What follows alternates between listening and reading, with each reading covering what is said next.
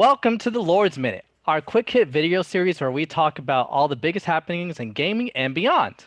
I'm your host, Ty Swinson, writer for lordsofgaming.net. Joining me today is the Lord King. Our question for the day: with Neil Druckmann's talk about the philosophy over at Naughty Dog and our current plans of not working on Last of Us 3, King, are you surprised that we will not see this game for about 7 to 10 years? No, I'm not really surprised. To be honest with you, I think when he wrote The Last of Us 2, uh, that was in conjunction with The Last of Us 1. And I know it was many different ways that he could have went with The Last of Us 2. And to a lot of people's surprise, he didn't go the traditional way that everybody wanted to go with. That's why it was so much controversy around the title. Right. But I also felt that within that controversy lies the genius of Neil Druckmann. I feel that his philosophies on game engineering and development and story writing and directing and his vision is really almost second to none, to be honest with you. I don't think he has enough or gets enough praise for going and being as bold and daring as he is with that IP, knowing that that IP was such a highly anticipated title. Being that the title, actually, The Last of Us 1 really came out of nowhere. And I think that was like a passion project for him. And to finally get it realized at the end of the PlayStation 3 cycle, and for it to carry over into the PlayStation 4, and for The Last of Us 2 to launch to such a wild, it was a wild speculation around the title. Like, people leaked the story.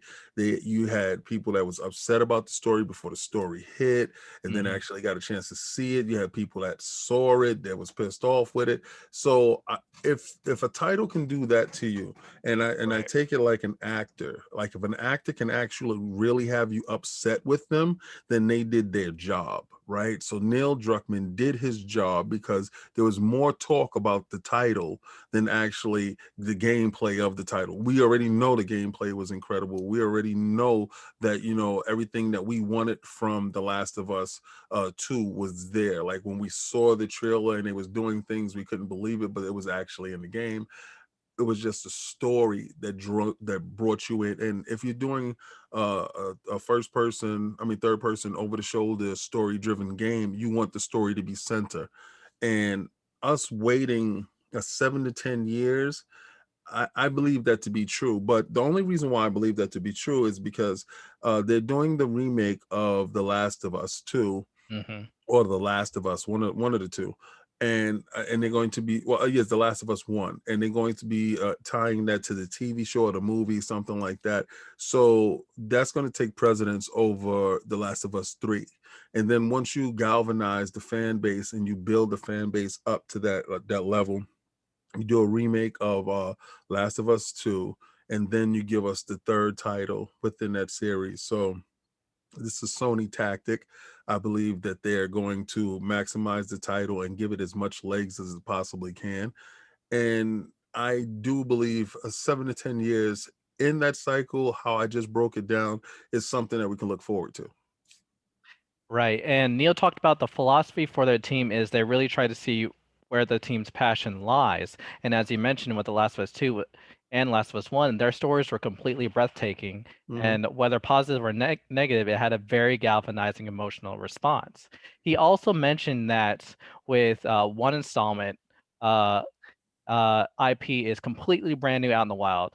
With two, then you have an established franchise, and with three, it could kind of get into mechanics and same older expectations. Do you agree that if a third game were to come out soon, it might fall prey to being a little too much of the same?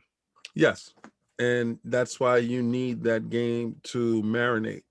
You need it to marinate, to come up with new ideas. First, the team that worked on The Last of Us 2 lived with the game for more than 5 years, Mhm. so they live with the story, they live with the characters, they live with every aspect of the game. And the game brought new ideas and new mechanics to that the series, right? And because it was an extension of The Last of Us 1, which was quite limited in scope when you actually play the game. Story was deep, but the scope of the gameplay was quite limited. The second one actually expounded on the gameplay aspect of it and also went more deeper into some of our taboos in Mhm. social life and economic structure and stuff like that, that actually made you like sit back and like, I can't believe that he went here, but it was definitely necessary because he pushed boundaries in the gameplay mechanics and in the storytelling. I don't feel that he would release the third game unless he's able to do the same thing that he did with the second one. He has to be able to push gameplay mechanics. He has to be able to push the boundaries of storytelling. And if when we see something like It Takes Two, those games like that and A Way Out, those games show you how to do a buddy system. So I think The Last of Us 3 will incorporate things of that nature that you need a second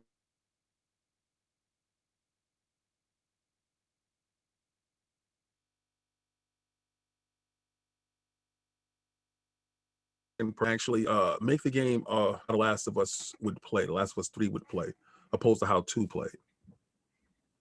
Right, right, right. Well, there is an outline already available for The Last of Us 3. It'll be interesting to see if it picks up where Ellie, Abby, and Lev's story left off, or if a completely new protagonist takes center stage. Well, this has been the Lord's Minute. Thank you so much for joining us. We are here every Monday, Wednesday, Friday at lordsofgaming.net. I'm Ty Swinson here with Lord King. Until next time, this has been the Lord's Minute.